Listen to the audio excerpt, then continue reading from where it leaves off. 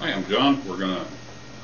Today we're going to take and remove the motor and replace the motor in an Eltool. This is a Cat 50. The same information will apply to Cat 40, HSK, any of the normal shanks we have. I've already removed the head and the adapter plate. If you want to see how exactly that's done, you can go and look at our video on flipping the reaction ring. That's covered in detail. We're going to take out the clamp plate and the thrust washer, and we're going to see inside there we've got the motor rotor. In this case the rotor is fine. In your case it might be seized up. We can be taking this apart to clean it if you've got something in there and got it stuck, or if we need to replace it. If it's just being replaced, this should lift out easily. We're going to try to keep the balls from falling out of there. That is the rotor.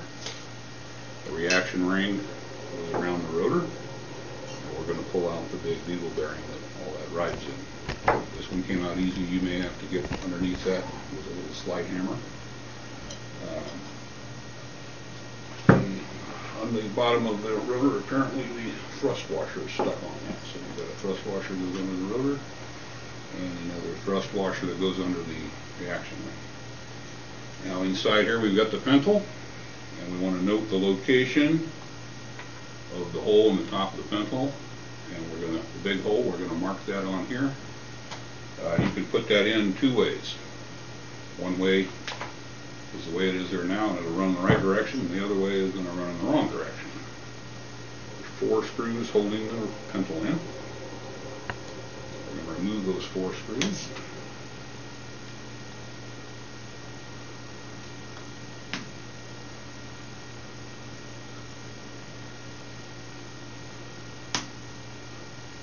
And the pintle will just fit into the 4 little screws.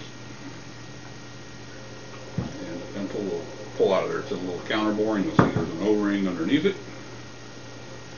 That's the only seal in the entire shank. So now we have a rotor, pintle, and all the pieces for the motor here. Make sure that's out of your way. Now this rotor has to fit the pintle and rotate freely. If it's stuck, you're going to have to polish this. This is held to a very, very tight tolerance. And when we say polish, we mean polish. We don't mean wrap a piece of 50 grit around there and start sanding on it. And very delicately take any high spots off of there until that rotates freely. Make sure that's good and clean. The top of the rotor, we're going to take our felt pin again. We're going to pick out one of the top ball holes. We're going to put a number 1 there. And they're going to put an A next to it, and the next ball hole is going to be a number 2. If we're going to take the balls out of the rotor so we can work on the bore here, then we need to keep them in the order they came out. And the way we're going to do that is we're going to take an Allen wrench. We can reach inside here and see if the ball's nice and tight or stuck, or if that hole needs to be cleaned, if you're having a problem with the motor's locked up. You have a block here with 7 little detents in one row and 7 little detents in another. And we're going to take ball number 1 and push it out of the rotor. We're going to take ball number 1 and push it out of the rotor, and it's completely unrehearsed. There we go. And sticking in hole number 1 on the plate. You can make this out of a piece of 2x4. Ball number 2 goes in spot number 2, just like that. You can make it out of a piece of plastic like we did, or if you like, call me and I'll have one made for you by Jim. That one only cost me about $2,000. We go down here to B. The first ball we marked it B, or A, excuse me, and we put A in there, B in there, and we would put all 14 balls, and then we can take and work on this rotor and make sure it fits and all that sort of thing.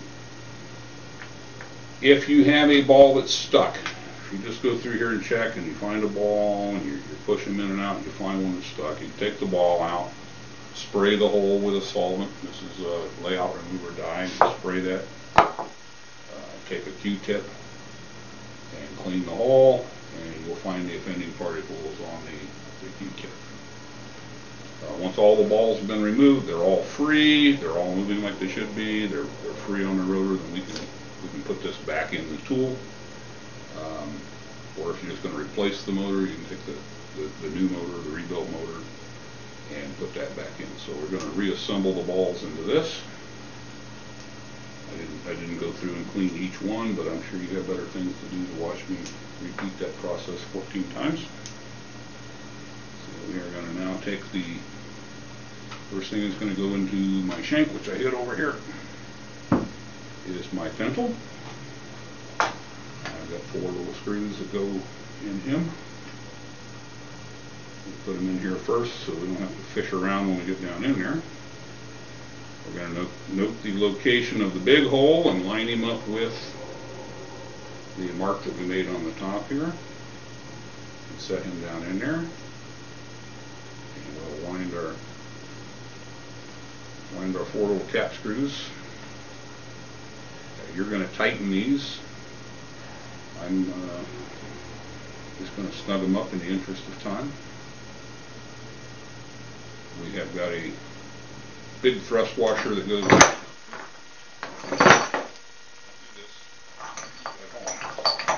big thrust washer, little thrust washer around the pintle. We're going to drop our rotor back on the pintle. Put our needle bearing, reaction ring, thrust washer, clamp ring, backer plate. I think this is a McGinnis book records for putting one of these back together. Backer ring and head. That's how you replace the motor.